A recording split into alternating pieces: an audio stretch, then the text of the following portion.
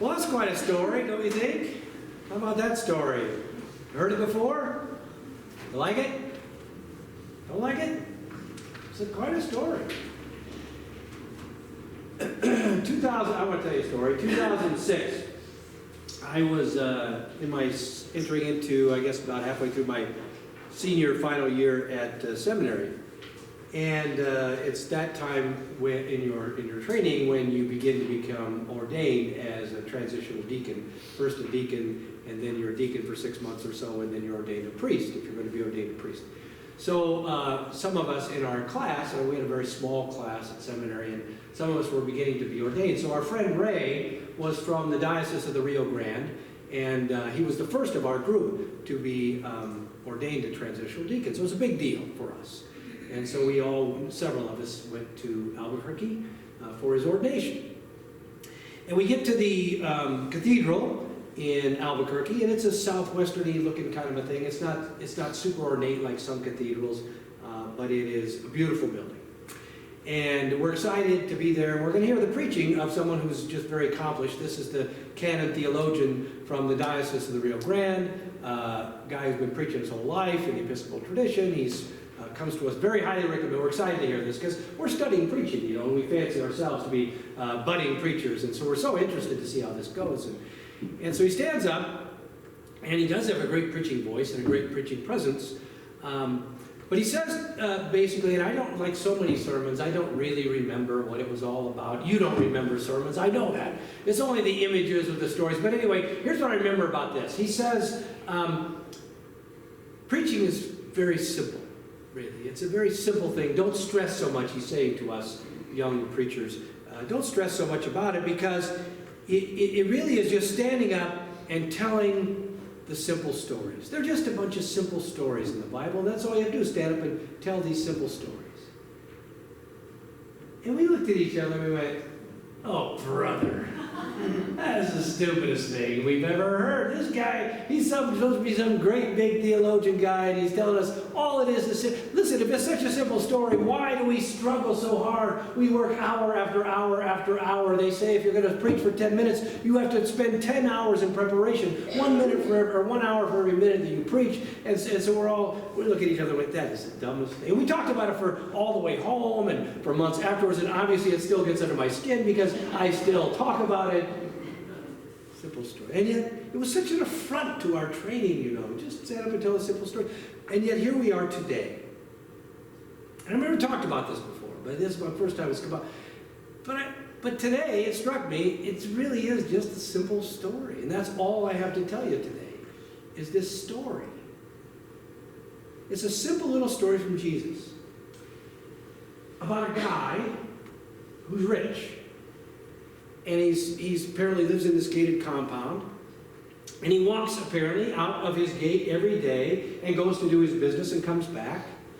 And every day, at least twice then, maybe more, he would see this man in front of him on the side of the gate who is poor and begging apparently, but unable to take care of himself. And is covered with sores. And so bad that it is a comfort to him, although it sounds sickening to us, the dogs would come and lick the sores. And this is how sick and poor the man is. And the rich man apparently doesn't pay any attention to it, doesn't even know his name, apparently, until later. Maybe he knew it all along, but he wouldn't use it. The implication is he didn't help him. So the rich man was rich and the poor man was poor. Now they die, and they find themselves in their eternal habitations. One, the implication is, in heaven, in the very bosom or lap of Abraham, being comforted by the great patriarch of the faith. The other, that's the poor man. The rich man is in Hades, hell, burning, apparently, thirsty, yes, and says, then, Father Abraham, tell Lazarus, now he knows his name, now he likes him, tell him to at least just dip his finger in the water and give me a little relief. And Abraham says, listen, I couldn't if I wanted to. There's this great chasm between us and you, between here and there, and you can't cross over, we can't cross over. So the rich man is apparently resigned to his fate and says, well, at least then, just go send somebody to go tell my brothers, my family, about this so they don't end up in the same place.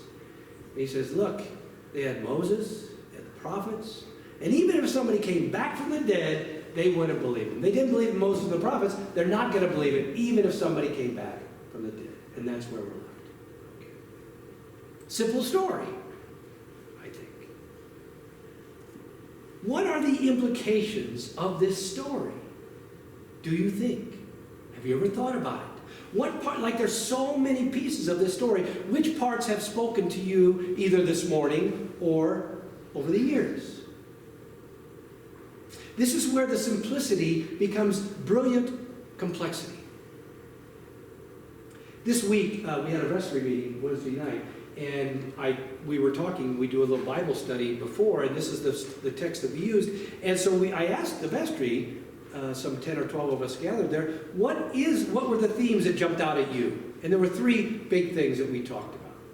Are any of these the things that you lift up from this story? One is that the story about the rich man and Lazarus, this is part of Luke's great theme of riches and money. Over and over and over in the Gospel of Luke, we hear that there's going to be a great reversal, that the rich have gotten what they're going to get and the poor have gotten what they're going to get in this lifetime, but it's going to be a reversal, either now or then. That we ought to think about that. And that money, it can be an attraction,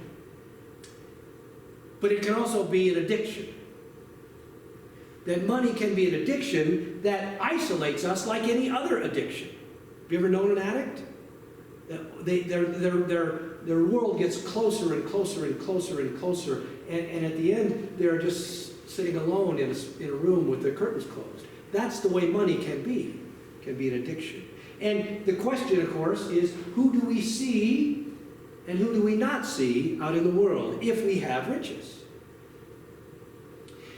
In our meeting, several people told the story that they had been to a meeting this last week, or 2 weeks ago, of a woman who came to town and talked about buying lunch for a little boy who was at McDonald's. What was her name, the woman? Laura Schroff. I'm sorry? Laura Schroff. Laura Schroff? She spoke in our language. She spoke. And very, very many people were moved by the story. Apparently this young boy was sitting in front, out begging, and she walked past him, and then she turned around and came back. Is that right? Correct. And then took him to McDonald's for lunch. And over lunch, they bonded, and they have developed this lifelong relationship. Yes. His life has been changed by her turning around. Her life has been changed by her turning around. Who did she see and who did she not see? This was a great story, I thought. Laura Schroff.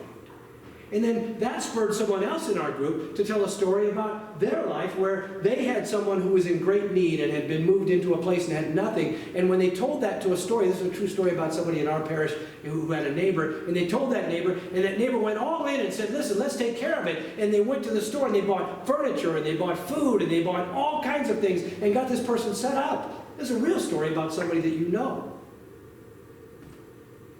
And so the question in Luke is it the riches or is it the rich that are the problem? And it's probably, I guess, the riches. The way that they make the rich isolate. In our second reading today, Timothy, have you ever heard money is the root of all evil? Ever heard it? Well, that's not what it says, really. It doesn't say that. What it says is the love of money is a root of some kinds of evil. So money's not evil. Have it, use it, great, make more. I could care less. I suspect God could care less. But money can be a root of evil if it forces you to isolate and not see people in need. So that's the one thing about money. The second thing that really struck me as I was reading this text was this great chasm between then and there and there. Like what if there really is a time when it's too late? What if there really is a time when you've done all you can do and you can't do any more, and when you figure out that you can't do any more, it's too late, and you say, oh my gosh, I wish I had done more. I didn't know that the end would come now, and I didn't know there was going to be this great chasm between here and there, right? No getting from one side to the other. That's what the story, this simple story tells us. And an end to your real chances to make a difference. Do you think there might be an end to your real chance to make a difference? I think of someone who smokes their entire life. I don't care if you smoke on, I could care less. But I know that I've seen enough people with emphysema and end-stage lung disease to know that there's a time when there's no going back, right? There's a real end to your chance to make a difference. And your choices have led you here. That's what happened to the rich man. His choices have led him here, and there's no way to get across this great chasm. And I was thinking, what if judgment in the end? This is terrifying to me. Worse than eternal flames. I think I would rather be burned up for eternity than this. What if your final judgment is you having to view your life and have brought up in front of you every single time you missed an opportunity to help someone and you didn't do it? Wouldn't that be horrible? To be brought up in front of you every single time in your life you walked by that person and could have helped them and didn't. I'm not trying to guilt you. I'm just saying this is what it brought up for me. That there might be a time of final judgment when I have to go back and look at my life and say, ugh. You know, it's a little like Dickens. I can go out today and I can make a difference, you know. But there might be a time. There might be a time. Hell might be knowing that you can't go back and change it. Damnation might, in fact, be eternal regret. Ugh. That's in the story. Just one thing. So the third thing that we said was, what about the concern for the loved ones? What does he say? Go and tell my loved ones so they don't suffer this fate. And I think all of us would say that. I don't want my family to suffer. Send somebody to tell them. And the text says, well, what would it take? What would it take for them to believe? Do you think? And we would answer, well, listen, just do a miracle in their lives. Whatever it is, just create a miracle and then they'll believe. Great. You can do it, God. Do it. But here's the point. God has already sent somebody back from the dead. Right? If they're not going to believe in that, then I don't know if a miracle would do it.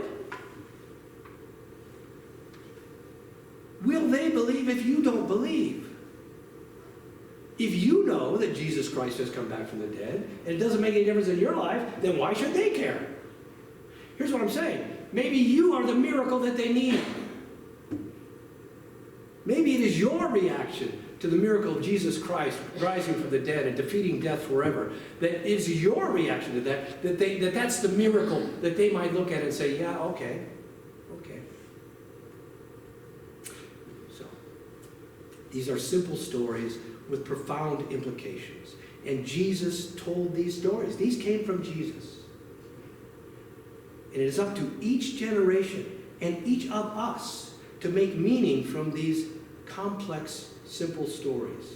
And here's the thing. You can ignore them or you can reject them, but never make the mistake of thinking that they are just simple. Because if you do that, you might miss the very thing that God is trying to tell you.